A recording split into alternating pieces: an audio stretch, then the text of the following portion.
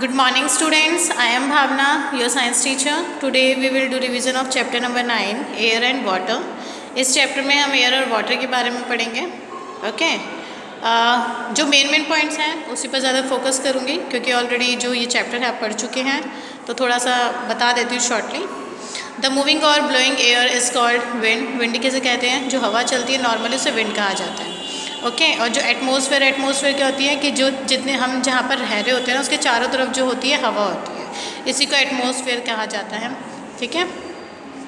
और जो लेयर होती है एटमॉस्फेयर की उसे 5 पार्ट्स में डिवाइड किया जाता है. इसके बारे में आप डीपली जो है 6th क्लास में पढ़ोगे ज्योग्राफी में, उसमें पर्टिकुलरली चैप्टर दे रखा है आपका.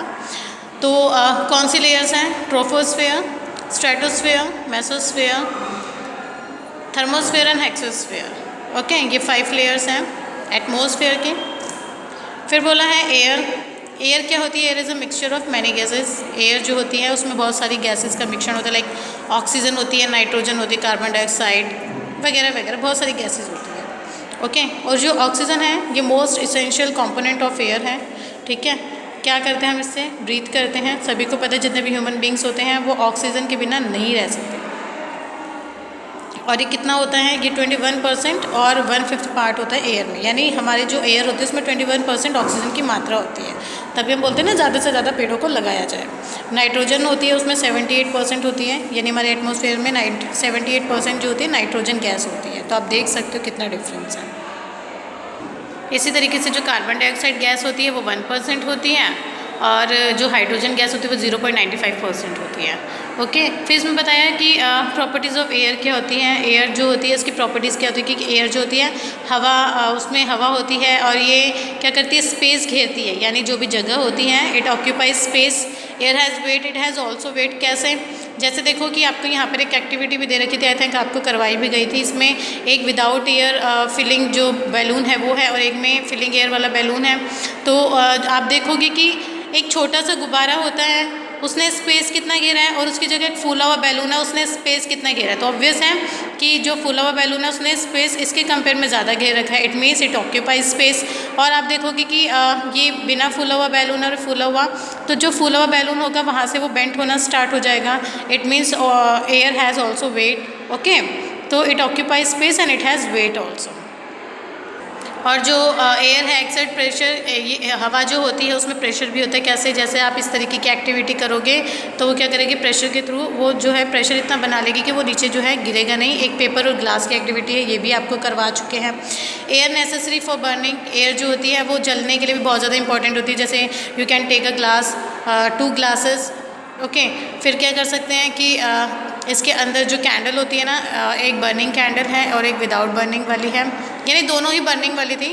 एक में हमने ग्लास को नहीं ढका और एक में जब हमने ग्लास को ढक दिया, उसके ऊपर से हमने लेना है तो कांच का ग्लास लेना, उसे जब हमने ढक दिया तो इसको एयर नहीं मिल पाई तो ये क्या हो जाएगी? बुझ जाएगी. तो अगर हवा चलेगी तो ये कैंडल जो होगी जल्दी जल्दी बंद होना स्टार्ट हो जाएगी. तो क्या है? इसको ऑक्सीजन जो थी वो नहीं मिल पाई तो ये क्या हो गई? बंद हो गई. ओके ये एक्टिविटीज़ है जो आप कर सकते हो वापस. फिर बोला है कि जो मूविंग एयर होती है इट हैज़ फोर्स. इसमें वजन भी होता है, बल भी होता है काफ़ी ज़्यादा. कैसे? Moving air is called wind. Wind has force so it can make things move. जो हवा होती है उसमें फोर्स होता है. फोर्स होता है तभी तो ये चीज़ों को हिला पाती है ना. ठीक है. जैसे बोट वगैरह हो गई और भी बहुत सारी चीज़ें होती हैं, उसको एक जगह से दूसरी जगह. जैसे मान लो कि कोई पेपर है या कोई क्लॉथ सूख रहे हैं और बहुत तेज़ की आंधी आ चुकी है, तो वो क्या करेगी? वो अपने साथ उन चीज़ों को उड़ा कर ले जाएगी. उसमें फोर्स था तभी तो उस चीज़ों को मूव किया ना. तो एयर हैज़ फोर्स ऑल्सो. फिर बताया हुआ इसमें वाटर के बारे में कि water covers about 78% of the surface. ऐसा बोला जाता है कि 1/3 जो पार्ट है वो वाटर से ही घिरा हुआ है हमारी अर्थ पर. इसलिए we call the earth to our blue planet. इसलिए अर्थ को ब्लू प्लैनेट भी कहा जाता है, नीला ग्रह भी कहा जाता है. ठीक है. फिर इम्प्योरिटीज़ इन वाटर है purification of water, removal of soluble impurities. किन किन चीज़ों से इस मैथड को अपनाया जा सकता है उसके बारे में है.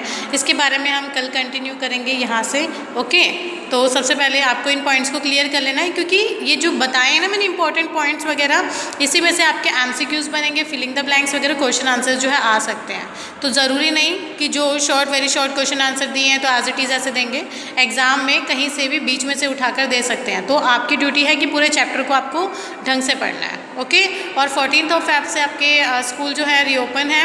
तो टाइमली स्कूल से आना है, स्कूल में टाइमली आना है, वर्क सभी का कंप्लीट होना चाहिए, क्योंकि यहाँ पर आकर सिर्फ आपके रिवीजन और टेस्ट वगैरह ही होंगे। Okay, thank you.